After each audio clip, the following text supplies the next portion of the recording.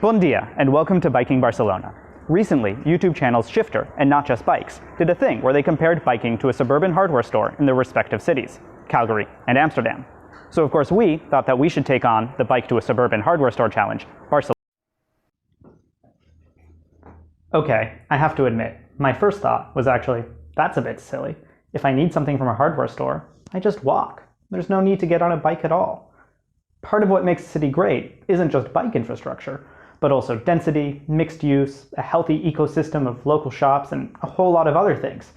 But of course, I understand that wasn't the point of the comparison. And it actually turns out that the replacement bags for the vacuum I use in my workshop aren't carried by any of my neighborhood hardware stores.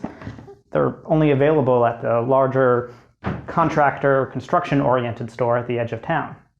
So, of course, we thought that we should take on the Bike to a Suburban Hardware Store Challenge, Barcelona edition. If you haven't yet seen Shifters and Not Just Bikes videos, you should really go and check them out. But here's how it works. We're going to give 1 point for every good thing we see, and -2 points for every not so good thing we see. They each left from their respective downtowns. So for Shifter, that was the Central Library in Calgary, and for Not Just Bikes, that was Station Amsterdam Centraal. For us, that really ought to be Plaza Catalunya, but that would make the ride a little bit too short. As is, it's only going to be about 7 kilometers instead of 10, and also less interesting and less varied. So instead, we're going to leave from a central point in our neighborhood of Gracia, the Plaza de la Vila, so literally from our neighborhood town square. All right, enough chit-chat, let's get going. So right off the bat, 1 point for a town square, having kids playing with no cars. We're going to have to do an entire video at some point on Gracia. Most of the neighborhood is streets like this, where pedestrians have priority. We're about to cross the busiest street in our neighborhood. But it's the weekend, so... It's close to cars, plus 1 point. However, they only close it to cars on the weekends, so -2 points. Plus 1 point for this terrace here, that used to be vehicle storage. This started out as a temporary measure during COVID, but since then, many of them have been made permanent. In fact, the city has expanded the program, justifying it both as a way to help cafes and restaurants, and as a way to take space away from cars. -2 points for making cyclists go through the narrow space in between these planters. But plus 1 point for putting these planters here so the middle and high school kids who come to school here can hang out in peace. Plus 1 point for a cargo bike. Which happens to belong to our favorite local roaster and coffee shop, SlowMov. Link down in the description. So, really, it's plus 1 for coffee. And onward. 1 point for this modal filtering, preventing cars from making left turns. And 1 more point for this new bike lane that just opened this past year. Another plus 1 for painting it in a distinctive color.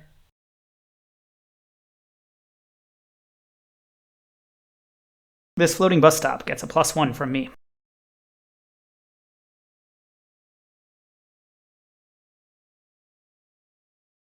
Plus 1 for the existence of the bike lane in Avenida Diagonal, because it makes my daily commute so much better. But -2 for being too narrow, as this cyclist who had to deviate into the car lane to pass us just demonstrated.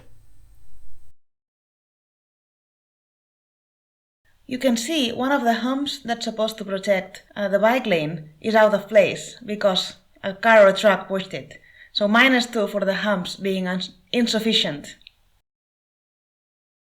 Alright, this is a mess. There are like 3 lanes of crosswalk and no one knows which side of the crosswalk they're supposed to be in. -2 for that. Obviously plus 1 for there being no cars here, but also -2 for the lack of separation between pedestrians and cyclists.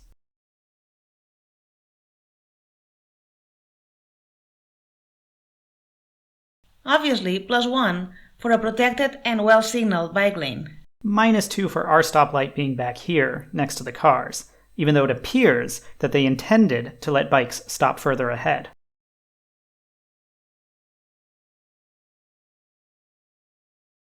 Plus 1 for there being special lights for bikes. Plus 1 for the bike lane being painted in the intersection.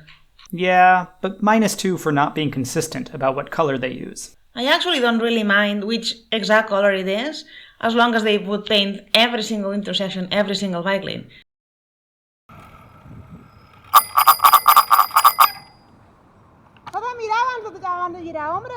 -2 for not looking before making a turn. Asshole. Here the stoplight placement does allow us to stop ahead of the cars, so a point for that. +1 for the bike sharing station. Grr, 2 cars parked on the sidewalk, so that's an angry -2. -2 for dropping us to what looks like not a bike path. It's a bit hard to tell, but when we have a green light, even though crossing cars, of course, have a red, crossing bicycles have a yield light. So that's a +1. See, again, I feel like I'm supposed to be walking my bicycle because nowhere it signal that I'm supposed to ride on the unpaved square. The bicycle stoplight is missing here for some reason, so -2. By the way, we're crossing Conseil de Seine that we featured in our video on tactical urbanism. +1 for the nice tricycle with music. The bike lane was suddenly closed here, and there was no sign for a detour, so -2. Except, it was also closed to cars, so +1, and it was closed for a neighborhood block party, so another +1, I guess. See, I will disagree with this. I will give a +1 for closing for a block party, and it's okay.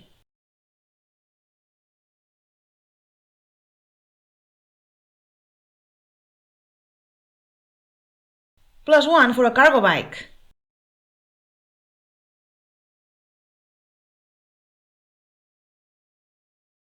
This is a long, kind of boring stretch of the same street. And you know what? +1 for that. +1 for a bike lane being kind of boring, but efficient and safe.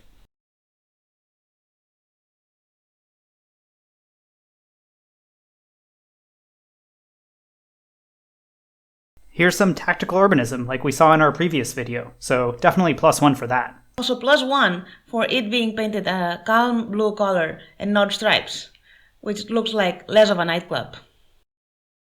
-2 for this weird little chicane through the intersection. Though, this isn't the worst one we've ever come across. +1 for school pacification. And +1 for the plants being well maintained this time.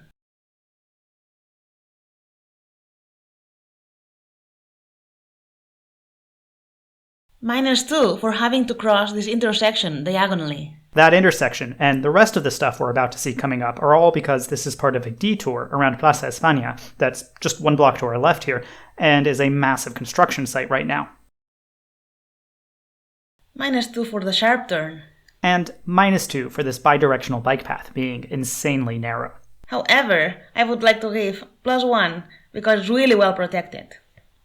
Actually, can I give a +1 for each one of the red sticks? I think that's against the spirit of the game, but I will grant 1 point for the fact that there even is a detour here at all. Also, to our left, we see Las Arenas, which used to be a bullfighting ring, turned into a shopping mall. So, +1 for banning bullfighting, and +1 for recycling the facade of this charismatic building, but -2 for turning it into a mall.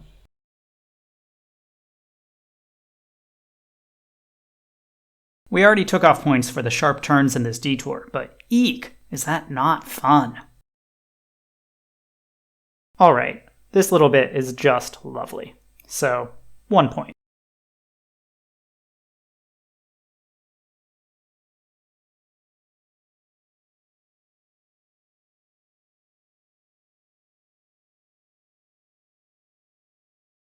+1, I really like the bike lane being on the sidewalk. I don't like riding on these cobblestones, so -2 for me. I actually didn't notice until you mentioned, so I will not take any point for that. But I would prefer if it was painted, so both pedestrians and cyclists know which part of it is our path. So -2. And to be fair, this whole section of bike path is actually slated for a major upgrade in the coming 2 years. They kind of gave up on figuring out how to get the bike lane through this intersection and just shifted us over to the pedestrians, so -2. It was just a little bit. +1 for turning this old beautiful train station into a civic center.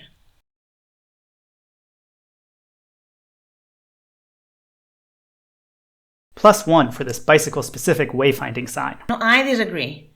It should have been much earlier in the other crosswalk where it looked like that's where we had to cross, so -2. It looks like they cheated here and used the gutter as part of the width of the bicycle lane, so -2 for that. The timing on this light was terrible. We waited here way too long. The fact that we had time to discuss all the possible ways in which cars could cross against us, that's symptomatic. -2 because coming onto the roundabout, it was unclear whether we had to merge with cars or something else. Alright, -2 for another sharp angle. And -2 to myself for skipping the red light. I truly didn't see it. Finally, a bike lane that's wide enough. +1. Because there's no bicycle-specific signal here, it wasn't clear what was going to happen when the light turned green, whether we'd be facing an unprotected left or have the cars to the right of us turning into us. It turned out all right in the end, but -2 for that moment of doubt. -2 for the bike lane suddenly stopping being painted. But +1 because this is a relatively new bike lane that only opened about 2 years ago, and I especially appreciate that they are starting to expand the cycle path network outside of the central core of the city and into the more working-class periphery. -2 because this bike lane is too close to the door zone. A veure, tinc una pregunta pels catalanoparlants que ens seguiu. Com en dieu quan un cotxe t'obre la porta de cop i et pica? En anglès en diuen you get doored, però i en català que tenim una frase per això? Ho podeu dir als comentaris. Weet je, in het Nederlands zou ik ook niet weten hoe ik het moet zeggen. Okay, I really love these floating bus stops, but these ones in this street were really too tall, so -2. +1 for this touch of painted tactical urbanism. And another point for these plastic blue bollards doing their best to make this giant intersection feel a little bit more human-sized. That's the hardware store up ahead, so let's just see if we can find some parking. +1 for having a bike parking. But -2 for these not-so-great racks. You'd think a hardware store could do better. Anyway, we're going to lock up now and go inside and get our stuff. See you in a little bit. Success! Not only we got what we came for, we also got a lamp and candles and sponges. Now, do you agree with the scores we gave to every element of the road? Please leave your thoughts in the comments. And we also invite you to subscribe to our channel. Gràcies, fins aviat!